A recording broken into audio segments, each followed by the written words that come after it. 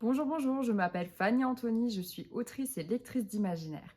Ici, découvrez les coulisses de l'écriture et de la publication de Monstre Capitaine, une trilogie fantasy qui est à apparaître le 4 juin aux éditions Gulfstream.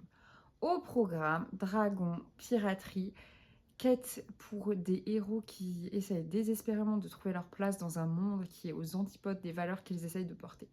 Si ça peut vous intéresser, n'hésitez pas à regarder en barre d'infos pour découvrir mon univers sur les autres réseaux sociaux.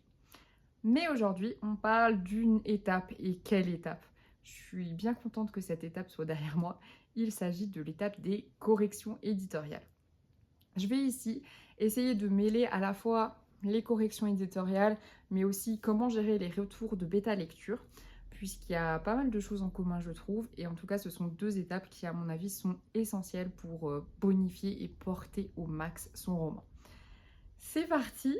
Il y aura beaucoup d'émotions dans cette vidéo, ce qui est autant vous dire que les corrections éditoriales, si je devais résumer en un mot, je dirais tumultueuse. En plus, ça va bien avec le thème de mon roman, les vagues, tout ça. Parce que, en tout cas, c'est quelque chose qui agite beaucoup de choses en nous, je trouve. Et en tout cas, si vous devez vivre cette expérience, j'espère que comme moi, vous aurez la chance d'être très bien accompagné. La première chose qui est super importante pour moi, quand vous envisagez d'avoir recours à des bêta-lecteurs ou quand vous savez que vous allez recevoir les premières corrections éditoriales, c'est votre état d'esprit. De travailler votre état d'esprit dans le sens où vous êtes là pour recevoir des commentaires de personnes qui vont vous aider à améliorer votre texte. Faut que vous vous attendiez du coup à vous dire, à ce qu'on vous dise ça pourrait être amélioré parce que là c'est bof. Parce que si finalement vous allez vers des bêta lecteurs pour en fait juste être rassuré et qu'on vous dise là le livre il est génial mais il n'y a même pas une virgule à changer tellement c'est cool, bah c'est qu'au final l'esprit de la bêta lecture c'est pas foufou, vous allez forcément mal vivre quand on va vous dire ah là par contre l'arc de transformation du personnage il est un peu flou pour moi, faudrait un peu plus le retravailler.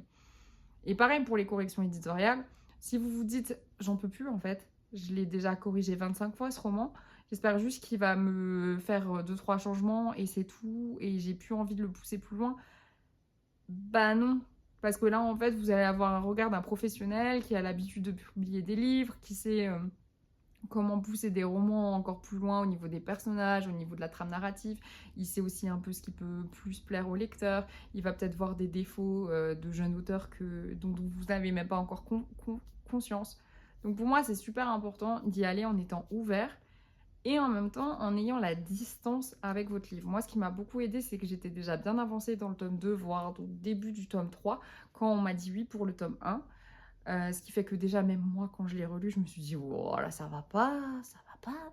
Et donc, du coup, ça me permettait de prendre un petit peu de la distance et de pas me prendre de plein fouet les critiques. Enfin, les critiques. En fait, finalement, les axes de progression proposés. Et je pense que c'est la clé, en fait. La clé, c'est de se rendre compte que c'est deux êtres humains qui parlent d'un objet et pas un être humain qui demande à un autre être humain de se corriger. C'est pas, enfin, il faut pas prendre personnellement ça, il faut pas se sentir comme un ou une ratée parce que en fait on est en train de démolir notre bébé, notre chair de notre chair, parce qu'en fait on est en train juste de polir un objet en fait, de rajouter de la peinture, de rajouter du vernis, et ça remet pas en cause notre valeur, ça remet pas en cause la qualité de notre roman, parce qu'en fait, un éditeur n'aurait même jamais signé si s'il n'aimait pas le roman. Donc il faut pas s'attendre, contrairement à la bêta lecture, où là ça peut être trop cool, parce que les bêta lecteurs vont vous mettre des commentaires positifs en disant ça, j'ai trop adoré ça, j'ai ressenti ça. À partir du moment où vous en êtes aux corrections éditoriales, en fait, il part du principe, je vais pas dire ce que j'ai aimé dans le roman, en fait, on en a déjà parlé. Maintenant, là, j'essaye de pousser plus loin le roman. C'est pas le moment où on va avoir plein de petits compliments qui vont nous gonfler de confiance en nous. Mais au contraire, relecture après relecture, on va pouvoir, si on ne fait pas trop attention, se convaincre qu'en fait c'est nul ce qu'on écrit et qu'on n'arrête pas de tout reprendre. Alors qu'est-ce qu'on aimait en fait à la base? Et c'est en ça que c'est important de se rendre compte qu'on est en train de parler d'un objet et qu'on n'est pas en train de parler de notre identité à nous, de nos qualités à nous. Et moi, c'est ce qui me... En fait, ce qui m'aide, c'est que je suis prof. Je suis prof, j'ai déjà été visitée dans mes classes. On m'a déjà dit cette séance, t'aurais pu faire ça, cette séquence, t'aurais pu faire ça, t'aurais pu faire cet atelier avec les gamins pour qu'ils comprennent mieux. Et, et à force, en fait, on se rend compte que c'est des gens bienveillants qui essayent de nous faire progresser dans nos compétences et qui sont pas en train de dire qu'on est des profs complètement pourris, en fait. Et je pense que ce statut de l'erreur doit vraiment rester quelque chose d'important quand on commence à avoir des commentaires en bêta lecture et des commentaires en correction éditoriale, de se dire bah oui, là j'ai fait les choses imparfaitement et c'est normal, et même à la fin, mon livre il sera pas parfait et c'est ok. Et c'est ok qu'on me propose des choses pour que ce soit encore mieux, parce que c'est des gens qui découvrent le texte avec leurs propres compétences, et au contraire, ça va pousser, ça va nous pousser vers l'avant, et ça va nous permettre d'apprendre plein de choses au détour sur nous, notre rapport à l'écriture. Donc voilà, c'est avoir l'esprit ouvert, essayer de mettre la juste distance entre les axes de progression donnés, notre roman, et se rendre compte que c'est pas à nous de prendre des choses de plein fouet. Ça, je pense que c'est super important pour que la bêta lecture ou les corrections éditoriales ne soient pas un moment douloureux où vous finissez à moins 22 confiance en soi à la fin. En réussissant autant que faire se peut à avoir cet état d'esprit, je pense qu'une autre chose qui est importante, c'est d'essayer de se dire que ce soit les bêta lectures ou que ce soit les corrections éditoriales, c'est nous qui sommes porteurs de notre texte, de son message et de ses valeurs. Et on ne pourra pas être forcément d'accord avec tout le monde. Donc c'est-à-dire qu'il faut à la fois avoir l'esprit ouvert quand on va recevoir des axes de progression, des axes de développement, mais en même temps garder en tête, et en étant très clair avec soi-même sur les messages et les valeurs qu'on veut porter dans notre roman, comment on a voulu développer ces personnages, comment on a voulu développer cet univers. Parce que des fois, on va pouvoir nous dire des choses où on voudra peut-être que le roman il aille dans une autre direction. Et soit on va se dire, bah oui, si le roman il va dans cette direction, ça peut être tellement chouette et ça va tellement porter ce que j'ai envie de faire dans ce roman. Mais si finalement on se dit, là en fait, ils veulent faire quoi en fait avec mon roman, ce serait plus du tout le même et c'est pas du tout celui que j'ai envie d'écrire. Et bah c'est aussi ok de fermer la porte en fait et de se dire que tous les commentaires, tous les axes de progression vus par d'autres personnes, ça veut pas dire forcément que c'est des choses qui vont servir votre livre. Et le message que vous avez envie de porter dans ce bouquin et ce que vous avez envie d'en faire. Moi je sais que par exemple, donc c'est une histoire avec Lee et Leven, donc un garçon, une fille, des protagonistes, chacun avec leur dragon. Et j'étais claire au début. Si maintenant il y avait une maison d'édition qui m'avait dit oui, mais par contre du coup je veux que tu crées une romance entre ces deux-là et on le pousse et on essaie d'en faire presque une romantaisie en fait, bah en fait j'aurais dit non parce que c'est pas du tout ce que je veux faire en fait. Et pour moi c'était tellement clair que Lee et Leven, enfin c'est... non, en fait non, ce n'est pas un couple, genre du tout. Et je pense que c'est important comme ça de bien connaître son roman, bien connaître ce qu'on a voulu communiquer là-dedans. Parce que quand bien même un regard extérieur, ça peut nous aider à trouver des axes de progression, il y a aussi un moment des personnes qui ont d'autres idées dans la tête, qui aiment d'autres choses et qui vont peut-être vouloir vous pousser dans des directions qui ne sont pas les vôtres. Donc il faut aussi avoir la capacité de prendre du recul et de se dire ok, là on me propose ça, mais est-ce que ça sert mon roman, mais mon roman tel que je veux le porter auprès de mes lecteurs. Et ça peut être pas mal d'y réfléchir en amont, de faire vraiment peut-être une petite liste de tous ces trucs qui nous tiennent vraiment à cœur. Parce que par exemple, moi pour Monstre Capitaine, quand j'ai eu Jérôme au téléphone, il m'a dit écoute, nous on le voit comme un roman 13+, alors que moi à la base j'avais plutôt en tête du 15+, avec des personnages un peu plus âgés. Et en fait, il m'a dit du 13+, et il m'a dit oui, voilà, parce que nous, en fait, ce qui nous plaît vraiment, c'est côté monde de légende, monde avec plein d'aventures et tout. Et à force de l'entendre parler, je me suis dit oui, bah oui, en fait, ça va totalement. En fait, qu'est-ce que ça impliquerait de le faire en 13+? Rajeunir légèrement mes personnages, mais finalement, ils seraient toujours à un moment de leur vie ou avec des questionnements qui matchent en fait avec leur âge, donc j'aurais pas à changer leur arc de transformation, leur motivation. Et oui, effectivement, il y a certaines scènes que j'ai dû rendre moins graphiques au niveau de la violence. Mais en même temps, je me suis dit, ça me permet de toucher des lecteurs plus jeunes, des lecteurs qui peuvent être quand même totalement en fait, touchés par les thèmes que j'essaye de mettre en place dans mon capitaine. Donc en fait, oui, ça me va tout à fait. Et ça m'a même permis de découvrir d'autres romans 13+, parce que je trouve que la frontière entre le 13+, et le 15+, c'est un petit peu flou. Et ça m'a permis en fait de regarder un peu dans ma bibliothèque qu'est-ce que j'avais d'autre en 13+. Et j'en avais beaucoup. Et au contraire, ça m'a permis vraiment de m'emparer de mon roman différemment. Et je suis très contente d'avoir fait ce changement en fait. Donc voilà, l'idée c'est vraiment de se dire, euh, quand on reçoit les idées des bêta-lecteurs et quand on reçoit les idées des correcteurs éditoriaux, euh, de se poser et de se dire, ok, on me propose ça, est-ce que c'est en adéquation avec mes valeurs, est-ce que j'ai envie de faire de ce roman? Parce que oui, c'est ok de dire non en fait. Maintenant, pour parler clairement du processus, moi, mes bêta-lectures, elles se sont étalées sur quelques mois. J'avais choisi 5 bêta-lectrices que je n'avais pas lues avant. Vraiment pas. C'est des plumes adorables, découvertes sur le Discord des mots raturés. Un Discord que je conseille pour toutes les personnes aspirantes auteurs et autrices parce qu'il y a vraiment beaucoup de motivation là-bas. Et j'avais créé un Google Doc et mon choix personnel, c'est de faire un Google Doc où les bêta-lecteurs commentent tous, comme ça ils peuvent en fait rebondir sur les commentaires des autres. Je trouve ça assez chouette parce que déjà ça permet quand quelqu'un donne un commentaire et parce qu'il trouve quelque chose de bof, s'il y a quelqu'un qui finalement trouve que c'était chouette, il va pouvoir dire tout de suite ah ben c'est dommage parce que moi ce côté-là je l'ai trouvé tout de suite chouette. Donc ça permet de relativiser aussi certaines critiques qu'on peut recevoir sur des points particuliers de temps en temps. Et ça permet aussi de voir si y a des personnages ou des scènes que les lecteurs trouvent particulièrement tendres et qu'on va vraiment vouloir garder et garder tel quel. Et ça va nous permettre aussi d'avoir encore plus confiance en nous et en notre projet. Donc moi, c'est ma façon de travailler, un Google Doc pour toutes les BL avec des commentaires qui se répondent. Et pour les corrections éditoriales, ce qu'il faut savoir, c'est qu'il y en a plusieurs. Il y en a plusieurs. Ça s'est étalé de novembre à février.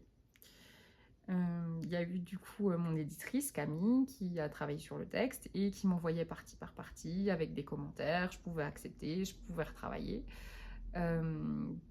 Et il y a eu aussi un moment avec une autre correctrice extérieure qui a repris mon texte, qui a encore repointé des répétitions, qui a donné des conseils sur les titres de chapitres.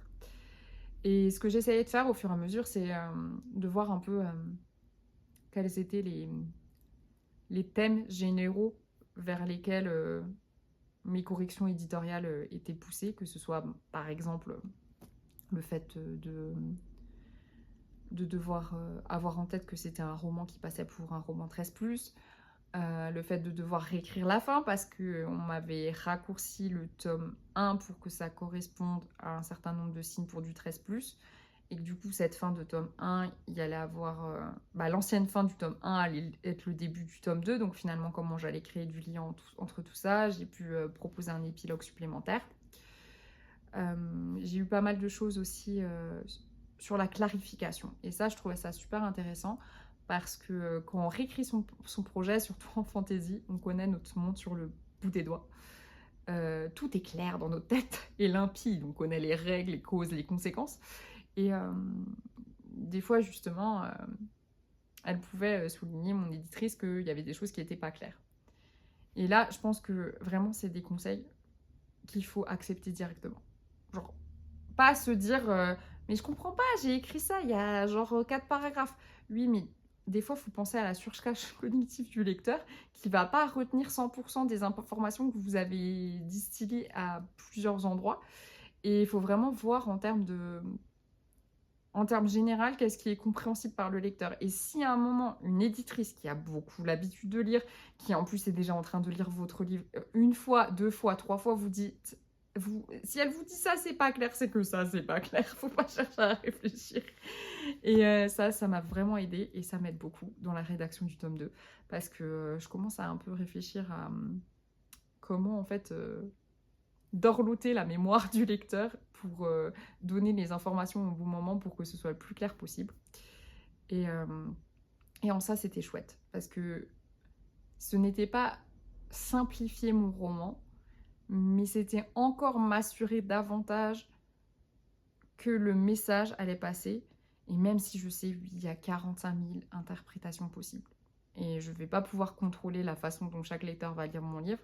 Mais là, avec le travail que mon éditrice a fait, je me suis dit, ok, là on voit vers quel arc de transformation j'essaye d'emmener Lee, j'essaye d'emmener Leven, quelles sont les complexités en termes d'univers, vers où j'amène la quête des personnages, quel ennemi se dessine à l'horizon. Et ça m'a vraiment permis d'avoir l'impression de polir Monstre Capitaine pour finalement le rendre le plus compréhensible possible en fait. On n'a pas tous les mêmes compétences en lecture-compréhension, clairement. Et là, le fait de savoir que mon roman allait être du 13+, il fallait aussi prendre ça en compte. Et ça m'a permis d'être plus sûre de moi par rapport à comment mon roman pouvait être reçu et compris. Et surtout le fait qu'on ne comprenne pas un truc complètement à côté. En gros, c'était ça l'idée. Et finalement, dernière épreuve, le BAT, le bon à tirer. C'est la dernière version du roman, à la fin des corrections éditoriales, celui qui va passer en impression. Et là, on tombe dans un paradoxe un peu bizarre, c'est que quand il y a des coquilles, ça nous déprime. On se dit comment elles sont encore passées, celles-là. Et en même temps, quand plusieurs pages d'affilée, il n'y a pas de coquilles, on trouve ça louche. Voilà, voilà. Donc c'était une période assez stressante, je ne vais pas vous mentir. D'où l'importance quand on est autrice, même si on n'a pas directement autour de nous des personnes qui écrivent, d'avoir des personnes qui vont pouvoir nous soutenir et qui prennent au sérieux cette nouvelle casquette autrice, parce que finalement, la première fois qu'on met la casquette autrice, la plupart du temps, à côté, il y a une autre casquette. Hein. Moi, je veux dire, pouvoir faire ça en rentrant de ses journées de maternelle. En maternelle, c'était sportif. Et en même temps, ça m'a fait extrêmement du bien de développer la casquette professionnelle autrice, de développer les relations professionnelles avec Camille, mon éditrice. Parce qu'au début, on tâtonne. On se dit alors comment je peux lui envoyer des mails, à quelle fréquence je peux lui envoyer des mails, est-ce que je peux lui poser cette question-là ou je passe pour une névrosée qui est au bord de la crise de doute par rapport à son roman. Donc j'ai eu la chance d'être vraiment accompagnée par quelqu'un de bienveillant qui me répondait en plus super rapidement. Donc le stress n'a pas eu le temps de gonfler et j'ai été rassurée, j'ai été accompagnée dans ce projet et ça m'a fait du bien d'être prise en compte comme ça dans ma créativité, dans mes étapes, dans mes besoins et de me sentir assez à l'aise pour les verbaliser. Donc vraiment, je vous souhaite tous d'avoir une Camille éditrice dans votre vie. Ça permet vraiment de bien se lancer professionnellement et de se sentir capable de le faire. Parce que ça, c'est aussi super important. C'est quand on a des deadlines. Parce que avant d'avoir finalement cette deadline pour l'impression, moi, j'ai jamais écrit en me disant alors là, c'est ton premier jet, il faut que tu le finis à telle date. Et si tu l'as pas fini à telle date, ça ne va pas du tout. Alors que là, c'est quand même une particularité des corrections éditoriales, c'est que d'un coup, il y a un planning à respecter, quoi. Et ça m'a fait du bien de me sentir capable de faire tout ça. Et quand j'y repense maintenant, je me dis que c'était assez fou. J'étais vraiment en mode déterminée, organisation à fond. Là, t'as fini ta journée en maternelle, tu rentres, tu fais ça. T'essayes au moins de finir ça. Et comme ça, ce week-end, tu fais ça. Et du coup, t'es dans les temps et tout va bien. Et envoie un message pour prévenir que là, t'en es à là. Enfin, c'était toute une aventure. Et je suis tellement contente d'avoir pu la vivre comme ça, parce que même si, oui, effectivement, il y a eu des moments où, je ne vais pas vous mentir, la nervosité a été à son pic. Et heureusement qu'à la maison, j'ai un chéri ultra méga chou et méga patient qui m'a accompagnée dans ce moment-là. Et ça a été important pour moi de pouvoir verbaliser aussi les moments où c'était panique à bord. Encore un grand merci à Cassie et Maïwen pour avoir accompagné ces moments. Ayez des copines autrices et auteurs autour de vous aussi, même publiés ou non. Des personnes qui savent ce que c'est que créer, que écrire un livre et qui ont en tête cette folie de finir un roman. Donc voilà, c'était une fin j'aime bien utiliser cette comparaison. C'est comme si, en fait, on est en train de faire un marathon et que finalement, on se rend compte que derrière nous, il y a des gens qui commencent à nous rattraper et qu'on doit quand même faire un sprint à la fin alors qu'on n'en peut plus. Et voilà, c'était ça. Les corrections éditoriales, c'est totalement ça. Finalement, tout s'est bien fini. Il a pu partir en impression. Il sera au Festival du Livre Paris en avant-première. Donc, autant vous dire que je suis excitée, stressée. Faudrait créer un mot valise là autour de excitée, stressée. Parce que c'est exactement ça. J'ai l'impression que j'oscille entre les moments où je suis un peu stressée et très excitée et les moments où je suis très stressée et un peu excitée. Je pense que ça résume bien cette expérience autour de Monstre Capitaine en tout cas. Donc finalement, si je dois résumer ce qui est important selon moi pour bien profiter de ces bêta lectures et de ces corrections éditoriales, c'est à la fois d'avoir assez confiance en vous pour savoir vers où vous voulez emmener le roman et vers où vous ne voulez pas qu'il aille, et à la fois avoir l'esprit ouvert pour pouvoir écouter les axes de progression qui pourront vous être proposés. Sacrée aventure qui s'est terminée non pas avec du soulagement, mais une sensation un peu bizarre de me dire que Monstre Capitaine, il m'appartenait un petit peu moins, qu'il commençait un petit peu à nager tout seul avec ses nageoires parce que je ne peux plus y toucher. Et en même temps, pas de sentiment de « Ah, ça y est, c'est terminé ». Puisqu'il y a un tome 2, un tome 3. Donc je pourrais peut-être vous faire une vidéo en 2027 pour vous parler de qu'est-ce que ça fait de finir une saga. Mais c'est pas pour tout de suite.